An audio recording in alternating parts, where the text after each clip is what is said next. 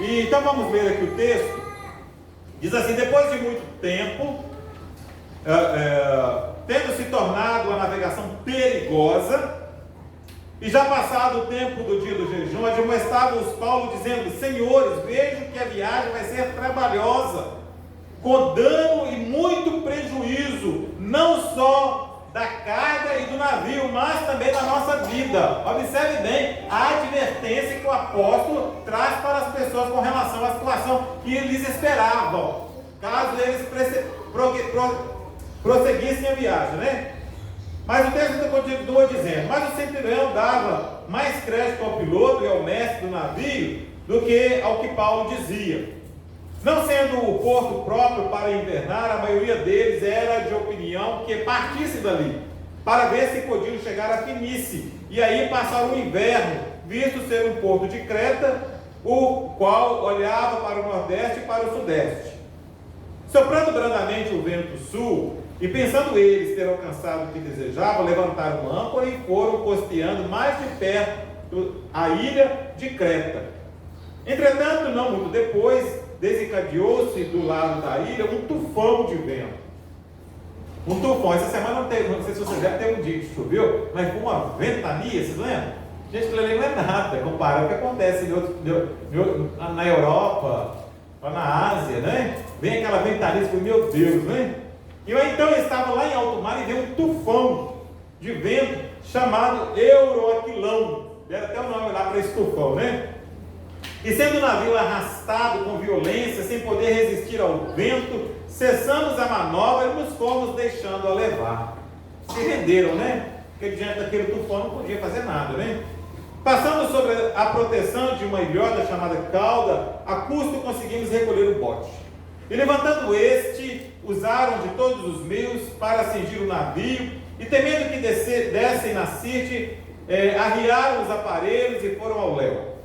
Açoitados severamente pela tormenta, no dia seguinte já aliviavam o navio. E ao terceiro dia, nós mesmos, com as próprias mãos, lançamos ao mar a armação do navio. E não aparecendo, havia já alguns dias nem sol nem estrelas, caindo sobre nós grande tempestade, dissipou-se afinal toda a esperança de salvamento.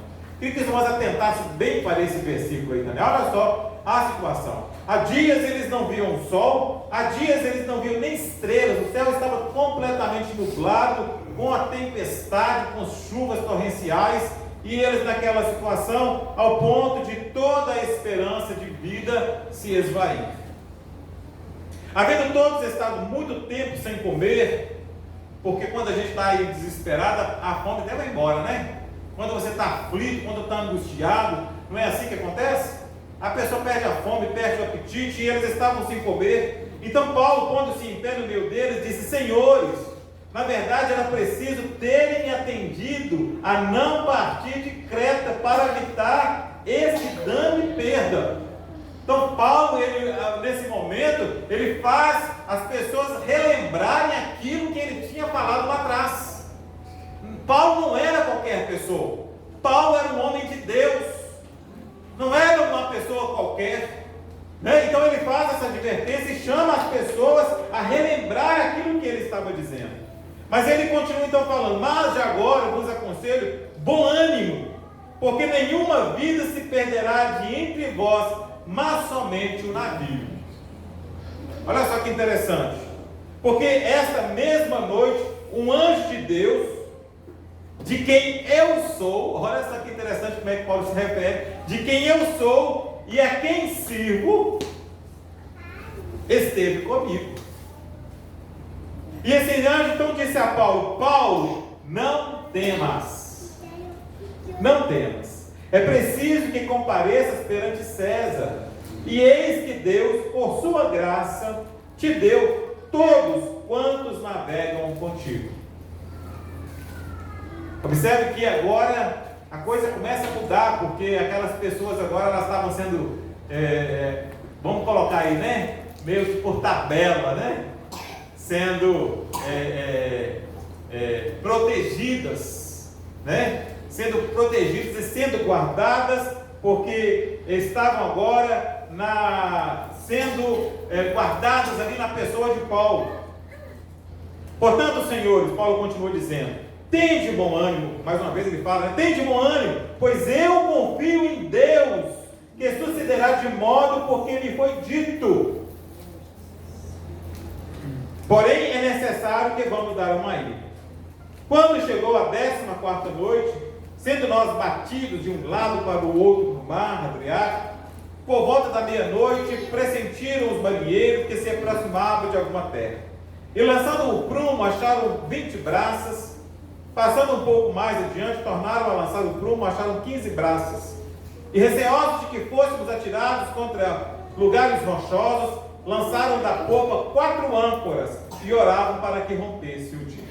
Eu queria que você frisasse também esse versículo, que vai mostrar que eles lançam aquelas âncoras na expectativa de trazer um pouco mais de segurança para eles naquele momento difícil, né? Para que o barco não fosse lançado sobre as rochas. Então eles lançaram essas âncoras naquele momento. Procurando os marinheiros fugir do navio e tendo arraiado o bote no mar, a pretexto de que estavam para largar âncoras da proa, disse Paulo ao centurião e aos soldados: se esses não permanecerem a bordo, vós não podereis salvar-vos. Então os soldados cortaram os cabos do bote e o deixaram afastar. Enquanto amanhecia, Paulo rogava a todos que se alimentassem, dizendo: hoje é o 14º dia que, esperando, estáis sem comer, nada tendo provado. Eu vos rogo que comais alguma coisa, porque disto depende a vossa segurança, pois nenhum de vós perderá nem mesmo um fio de cabelo. Tendo dito isto, tomando um pão, deu graças a Deus na presença de todos, e depois de o partir, começou a comer. Todos cobraram ânimo e se puseram também a comer. Estávamos no navio 276 pessoas ao todo. Refeitos com a comida, aliviaram o navio, lançando o trigo ao mar. Quando amanheceu, não reconheceram a terra, mas avistaram uma enseada de onde havia a praia. Então consultaram entre si se não podiam encalhar ali no navio. Levantando as âncoras, deixaram-no ir ao mar, largando também as amarras do leme, e alcançando a vela da proa ao vento, dirigiram-se para a praia. Dando, porém, no lugar onde 2 correntes se encontravam, encalharam ali no navio. A proa encravou-se e ficou imóvel, mas a popa se abria pela violência do mar. O parecer dos soldados era que matassem os presos para que nenhum deles nadando fugisse. Mas o centurião, querendo salvar Paulo, impediu-os de o fazer e ordenou que os que soubessem nadar fossem os primeiros a lançar ao mar e alcançar a terra. Quanto aos demais, que se salvassem, uns em tábuas e outros em destroços do navio. E foi assim que todos se salvaram em terra. Amém. Os irmãos podem se assentar. Que situação difícil, né? Essa vivenciada por aquelas 276 pessoas. E eu fico pensando, se fosse você ou se fosse eu que estivéssemos ali naquele barco, como é que teria sido a nossa reação? Foram dias, não foi um dia só, nem 2.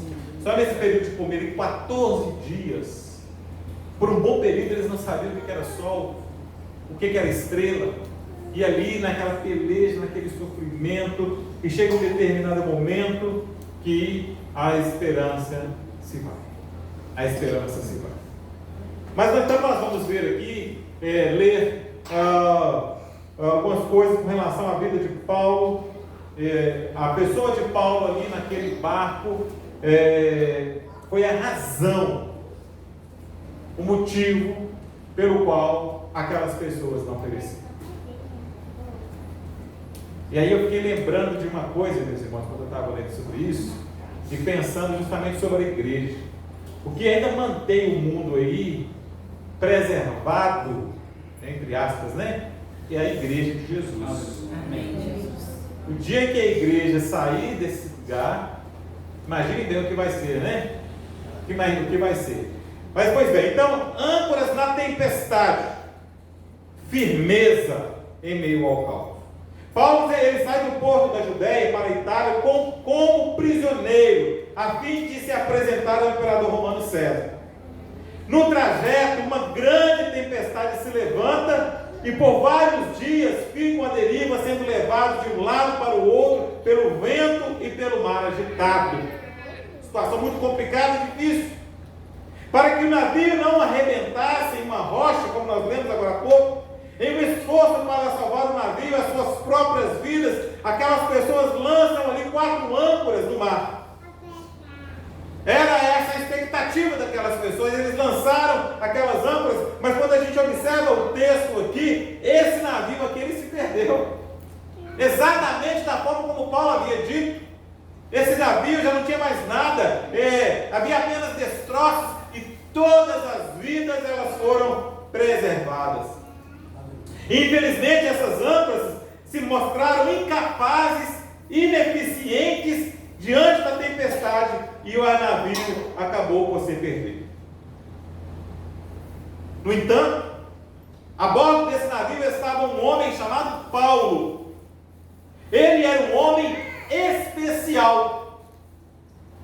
Ele é um homem diferenciado. Mas diferenciado e especial por quê? Primeiro, porque Paulo era filho de Deus. Ele era filho de Deus, mas mais ainda, esse Paulo que era filho de Deus, era um homem que tinha uma missão. Aquele homem estava envolvido na missão na qual Deus o havia lhe outorgado. E ele estava numa missão, e naquele momento a missão era se apresentar ao imperador, e não havia nenhuma tempestade, não havia nenhum tipo de obstáculo que iria impedir que isso acontecesse, porque o próprio anjo havia falado sobre isso. Então essa é uma das razões que faz esse homem especial. Ele é filho de Deus, ele é aquele homem que estava numa missão, era um homem de fé. Ele se distinguia dos demais porque era um homem de fé, e mais ainda, era um homem que tinha comunhão com Deus. Amém. Glória a Deus. Ele era filho de Deus, ele estava numa missão, aquele homem era um homem de fé, e ele tinha total comunhão com Deus. A comunhão era tamanha, porque lá no meio daquela tempestade, daquele tumulto, daquela situação toda, vai lá um anjo estar junto com ele.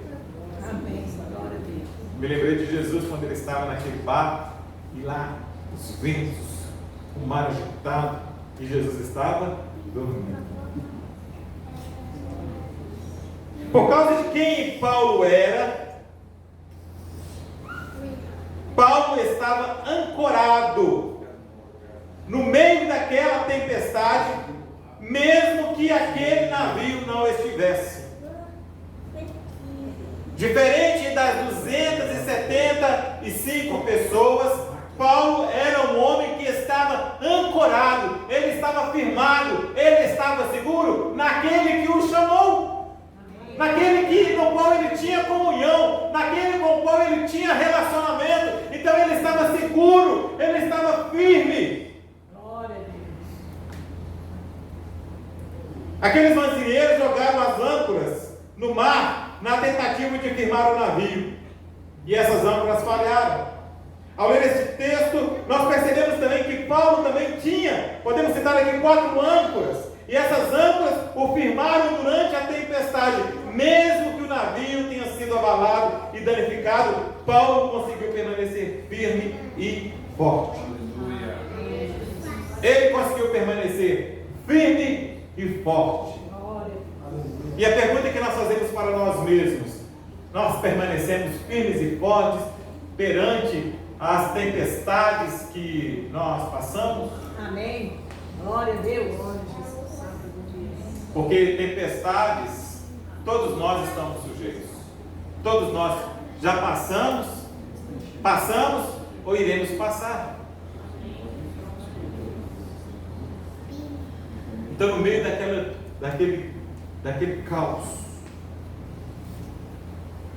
naquela situação que as pessoas ficaram perdidas, e chega um determinado momento que não tem mais esperança. Terrível, irmãos. Às vezes a gente lembra, às vezes a gente não consegue ter uma dimensão do real sentimento daquelas pessoas.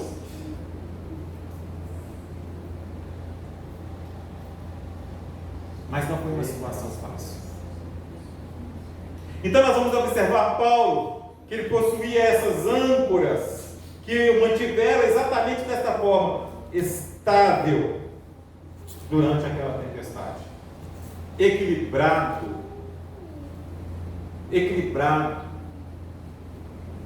Em nenhum momento desse texto mostra que Paulo estava desesperado. Não. Era um homem que estava ali equilibrado. Agora é interessante que tudo isso que nós iremos falar com relação a aquilo que fez com que Paulo estivesse seguro e confiante, é para nós também. Está disponível para todos nós. A primeira coisa na qual Paulo ele se refugia e faz com que ele fique forte, ancorado, é a presença de Deus. Amém. A presença de Deus, irmãos, a presença de Deus, o homem que tem a presença de Deus, ele não teme nada. Glória a Deus. A presença de Deus, ela dá segurança. A presença de Deus, ela dissipa qualquer tipo de dúvida, todo tipo de desespero. A presença de Deus, ela nos dá total e plena segurança, e era exatamente isso que Paulo ele possuía. Aleluia. O versículo 23 que nós lemos, ele diz: porque esta mesma noite o anjo de Deus, de quem eu sou e a quem sirvo, eu sou deste Deus, e a este Deus eu sirvo, e esse Deus de quem eu sou, e esse Deus a quem sirvo, manda um anjo para estar comigo. Ele sabia a quem ele pertencia, e esse Deus estava presente na sua vida.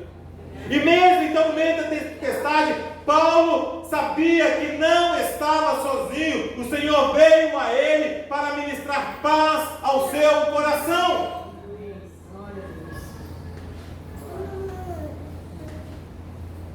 Irmãos, isso é uma realidade. Esta é uma realidade. O crente que tem Deus na sua vida, ele não se abala, ele está seguro, ele está firmado. Independente da tempestade que venha sobre a sua vida ou sobre a minha vida, se tivermos a mesma confiança que Paulo teve em seu relacionamento com o Senhor, então poderemos descansar em sua promessa de que Ele estará sempre conosco. Isso não é uma palavra de motivação, isso não é uma palavra que as pessoas usam aí como algo para te fazer pensar, ficar eufórico. Não, é uma realidade. Jesus disse: eis que estou convosco todos os dias.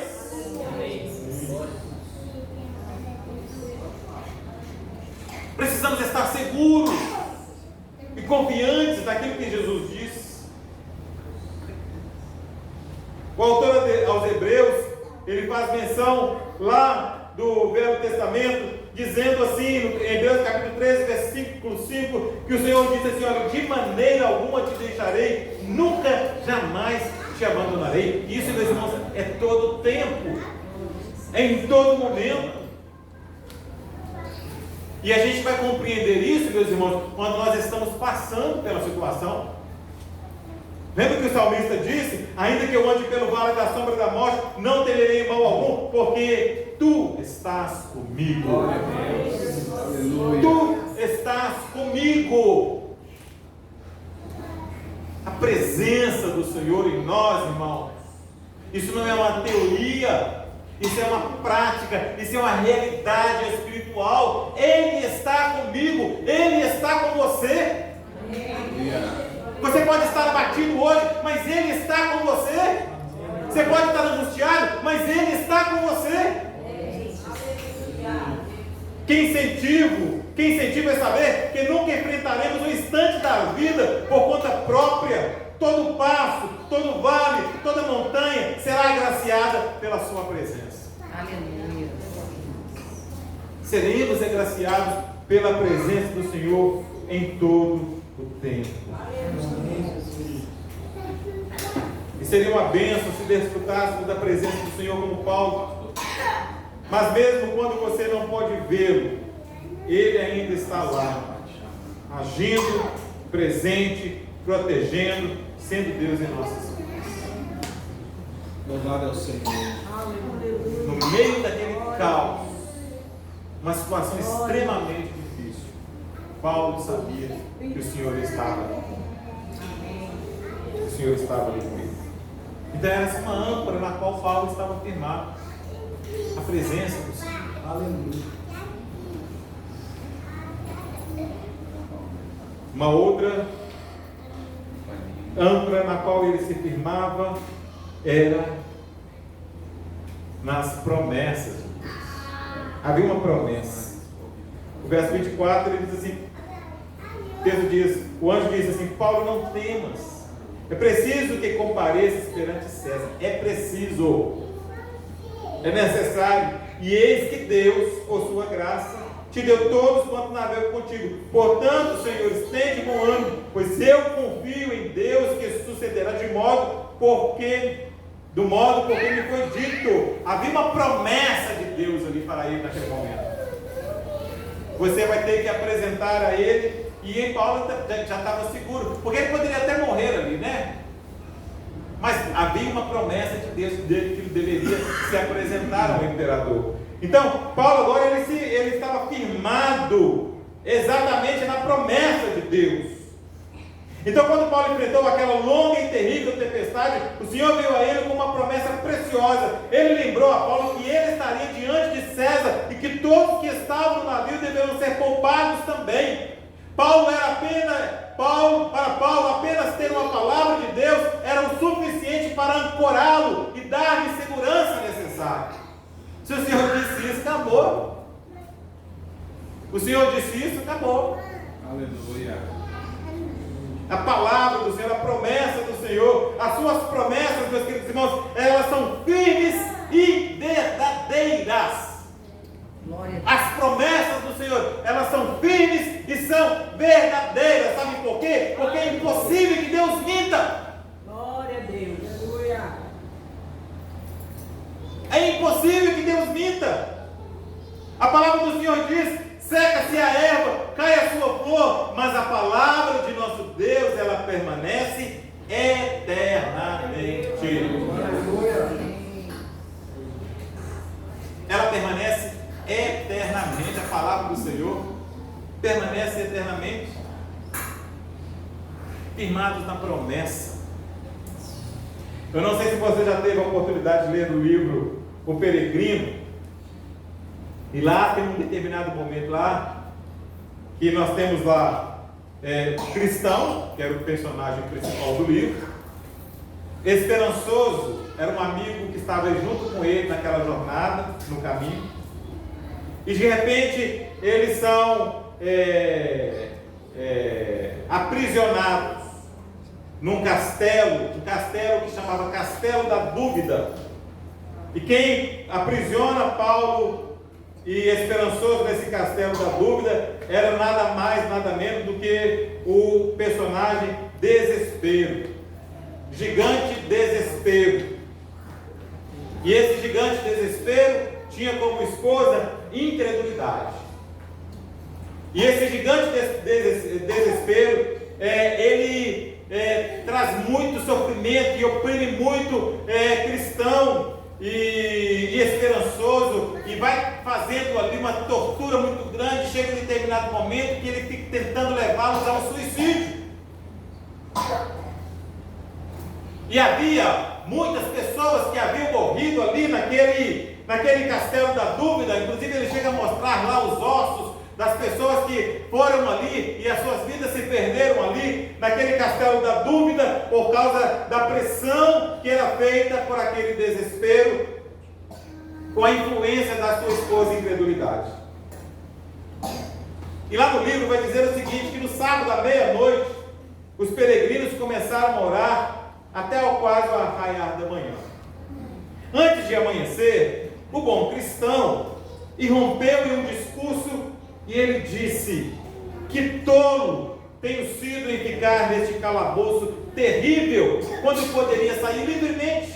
Ele começa a lembrar, e aí ele lembra: tem uma chave no peito chamada promessa, Aleluia. a qual eu estou certo que abrirá qualquer tranca do Castelo da Dúvida. Usando a chave das promessas de Deus, O cristão escapou para nunca mais cair nas garras do desespero gigante ou do castelo da dúvida. Existem promessas de Deus para o seu povo. Existem promessas de Deus para a sua igreja. E essa promessa é exclusivamente para a igreja. Você é a igreja de Jesus. Aproprie-se das promessas de Deus. Aproprie-se da palavra de Deus. Aproprie-se daquilo que Deus fala, daquilo que Deus te fala para você. Aproprie-se disso para que na hora dos vendavais, na hora dos maremotos, na hora dos tufões, você agora traz à memória aquilo que te dá esperança. Vem à sua mente aquilo que diz a palavra de Deus, porque o coração do homem é falho. O coração do homem é enganoso, e muitas vezes o coração quer trazer pensamentos negativos, quer trazer pensamentos que não são aqueles apropriados, e se nós deixarmos levar pelo nosso coração, nós iremos perecer. Então nós nos apropriamos do que diz a palavra de Deus. O que a palavra do Senhor diz em relação a mim? O que a palavra do Senhor fala para mim? Então eu me aproprio dessas promessas de Deus, e aí eu me sinto seguro. Glória a Deus. E eu posso estar até no vale da sombra da morte, mas eu estarei seguro. Porque eu sei quem é o meu Deus. Eu sei o que o meu Redentor vive. Eu sei quem o meu Redentor vive. Então aproprie-se das promessas de Deus como uma âncora para a sua alma. Ao navegar pela história dos mares da vida, elas destravam as prisões do desespero nas quais o diabo procura acorrentar. E não tenha dúvida disso, meus irmãos. O diabo vai tentar nos acorrentar com as suas artimanhas. Ele é sagaz. Mas aproprie-se da palavra de Deus, aproprie-se das promessas de Deus. E Paulo estava firmado nessa âncora, que eram as promessas de Deus sobre a vida dele. Glória a Deus. Mas tem mais ainda. Além dele se apropriar das promessas de Deus, ele agora está firmado na providência de Deus. A providência é dele. Olha o que diz o verso 24, repetido ainda, né? Dizendo, o anjo diz: Paulo, não temas, é preciso que compareças perante César, e eis que Deus, por sua graça, te deu todos quantos navegam contigo. É Deus que deu, havia uma providência de Deus. Deus estava dizendo: Paulo, eu providenciei a tua viagem, tudo quanto aconteceu vai te conduzir ao destino, vai te conduzir ao imperador de Roma, e você, Paulo, está debaixo da minha vontade. Quando nós estamos, irmãos, debaixo da vontade de Deus, nós estamos seguros. Glória a Deus. Glória a Deus. Paulo confiava na providência e na assistência de Deus. Ele mesmo disse em sua carta aos Romanos, no capítulo 8, verso 28, ele diz: todas as coisas cooperam para o bem daqueles que amam a Deus, daqueles que são chamados segundo o seu propósito. Ele mesmo havia dito isso, e ele sabia que isso era uma realidade. E esse, meus irmãos, é o tipo de confiança que permitirá que você grite na face do diabo, mesmo enquanto a tempestade ainda se agrava. Está no meio da tempestade. Jó, quando ele recebe a notícia de que depois, primeiro foram todos os seus bens, e agora quando ele recebe a notícia de que todos os seus filhos estavam mortos, pensa bem, né? Todos estavam mortos. Sabe o que ele disse? Ele se levantou, rasgou o manto, raspou a cabeça, levantou-se em terra e adorou. E ele disse: nu saí do ventre de minha mãe, e nu voltarei. O Senhor deu, o Senhor tomou. Bendito seja o nome do Senhor. Essa foi a declaração daquele homem num momento terrível, num momento difícil. Dizer que ele não estava sentindo dor, sim. Mas, diante daquela situação, o que ele faz? Ele adora o Senhor. Glória a Deus. Você compreender, irmãos, que Deus, Ele está acima de tudo. Ele está acima de tudo, de qualquer coisa.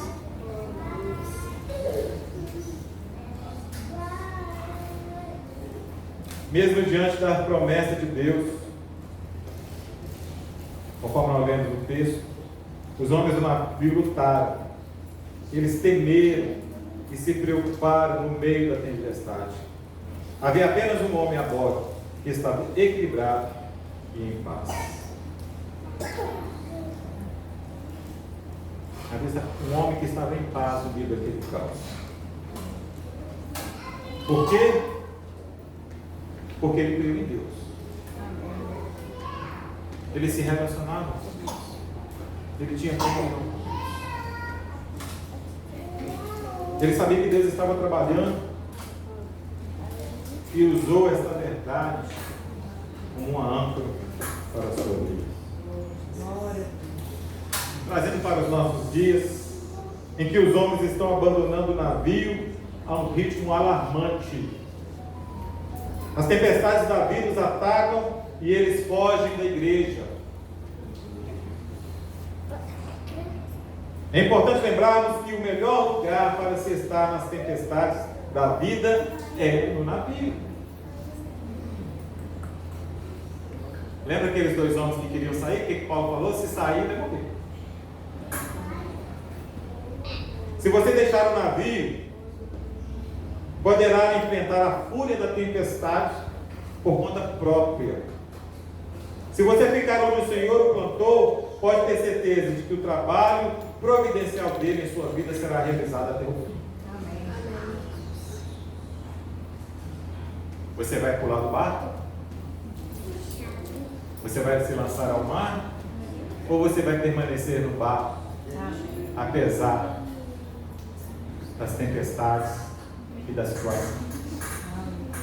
Muitos têm abandonado esse barco. Muitos se lançaram ao mar e já morreram. A quarta e última âncora na qual Paulo estava, ele estava firmado no trabalhar de Deus. Aleluia. Deus estava trabalhando. Deus estava trabalhando. No verso 44, do último versículo do texto que lemos, diz assim: quanto aos demais que se salvassem, uns em tábuas e outros em destroços do navio, e foi assim que todos se salvaram em terra. Isso foi o trabalhar de Deus.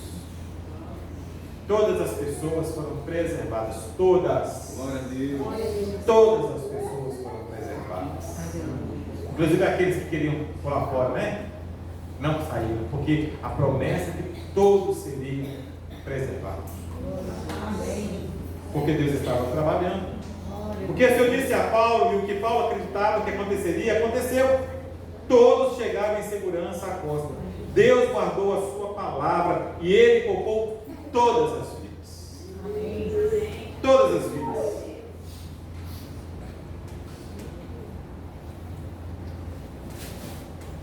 Porque desde a antiguidade não se ouviu, nem com o ouvido se percebeu, nem com os olhos se viu Deus além de ti, que trabalha para aquele que nele espera. Deus trabalha para aquele que nele espera. Aquela ideia de que Deus está lá sentado no trono, inerte, isso não é uma realidade, meus irmãos. Deus trabalha o tempo todo. Deus é capaz de resolver tudo isso. Ele irá levá-lo através de sua tempestade. Pode parecer que o barco vai afundar. Pode parecer que a tempestade da vida vão prevalecer. No entanto, quando as chuvas cessarem, quando as nuvens da tempestade se afastarem para o horizonte, você verá que Deus estava no controle o tempo todo. Porque o que é que nós podemos fazer de nós? O que é que aqueles homens poderiam fazer naquele barco? Absolutamente nada. Estavam totalmente vulneráveis. E assim somos nós somos vulneráveis. Já imaginou? Não sei se você, eu não tive essa. Quer dizer, eu já tive uma experiência que foi bem simples, né? Eu tive que fazer aquele exame de endoscopia E aí você chega lá e eles te dão um remedinho lá, quando você pensa que não, porque já tinha feito, já tinha. Enfim. Eles poderiam ter feito qualquer coisa comigo. A mesma coisa no hospital, quando você vai ser submetido a uma cirurgia, né? Te dão anestesia lá, o que fizer está feito, não é assim? Olha a vulnerabilidade do homem. A vulnerabilidade do homem. Então nós estamos totalmente vulneráveis, mas o Senhor está conduzindo a nossa vida. O Senhor está conduzindo. Tenha certeza disso, nenhuma tempestade nesta vida será capaz de afastá-lo do curso que Deus determinou para a sua vida.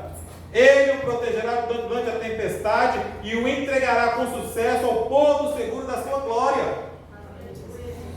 Ele não disse que nós não teríamos aflição, muito pelo contrário, mas ele disse para nós termos o quê? Bom ânimo, que era exatamente isso que aquelas pessoas da Bíblia precisavam. Vocês precisam comer, recobrem o ânimo, recobrem a disposição.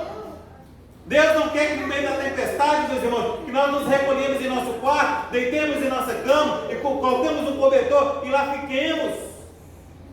Deus quer que nós tenhamos ânimo. E ânimo em quê? Ânimo porque a sua palavra diz o que diz para nós. Nós descansamos da palavra, descansamos da promessa dele, e é exatamente essa palavra que nos dá ânimo. Nós nos alimentamos dela. Amém.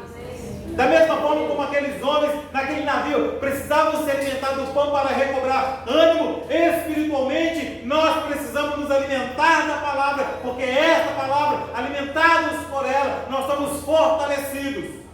E aí nós temos ânimo, apesar das tempestades, apesar das dificuldades, nós temos disposição, porque nós estamos caminhando e sabemos para onde estamos caminhando. Amém. E Deus está trabalhando.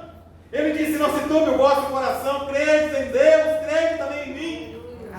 Essa é a promessa de Jesus. Ele diz: na casa de meu pai há muitas moradas, se assim não for eu não teria dito, pois vou preparar-vos lugar, e quando eu for e vos preparar lugar, voltarei e vos receberei para mim mesmo, para que onde eu estou estejais vós.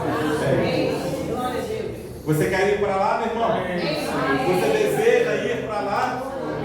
É lá o nosso lugar, lá é o fim da jornada. É lá que é o fim da jornada. E quando estivermos aqui, as ondas virão sobre nós, as tempestades, os ventos virão, mas nós estamos indo para o porto seguro. Glória a Jesus. Credes em Deus, crede também em mim. Os dias são difíceis, meus irmãos. Os dias são difíceis. Cada dia que passa é difícil. Mas a igreja do Senhor permanece. Amém. Eu queria concluir dizendo: você está com as suas âncoras lançadas no Senhor? Amém. Se tiver, poderá resistir às tempestades da vida. Caso contrário, esteja preparado para ser assoprado pelos ventos da adversidade.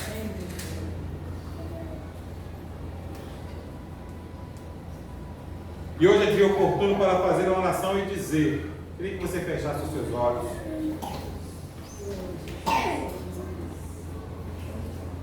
Talvez seja essa a oração que você precisa fazer hoje ao Senhor. É o momento oportuno para dizer: Senhor, não posso consertar minha situação. Não posso acalmar as tempestades, os mares revoltos da minha vida. E não posso conter os ventos que sopram contra mim. Preciso de ajuda hoje. Pela fé eu coloco âncoras da sua presença, das suas promessas, da sua providência e de seu trabalhar no meu mar revolto. Estou decidido a confiar em Ti para caminhar na minha tempestade e falar de paz quando for a sua vontade fazê-lo. Não temerei, não me preocuparei e não lutarei. Confiarei em Ti para fazer o melhor para mim. Essa é a oração que você pode fazer ao Senhor hoje. Não saia do navio, meu irmão. Não saia do barco. Não saia do barco. E dentro do barco, alimente-se. Alimente-se. Fortaleça. Tenha ânimo. Porque a tempestade vai passar. Jesus está com você, amém? Ele está com você. Que nós possamos ser assim como Paulo. Paulo precisava se apresentar ao imperador, né? Nessa ocasião aqui, né? E nós vamos apresentar ao rei. Nós estamos navegando para nos apresentar ao rei. Ele está nos aguardando. Ele está na sua espera. Amém? Fique de pé, em nome de Jesus.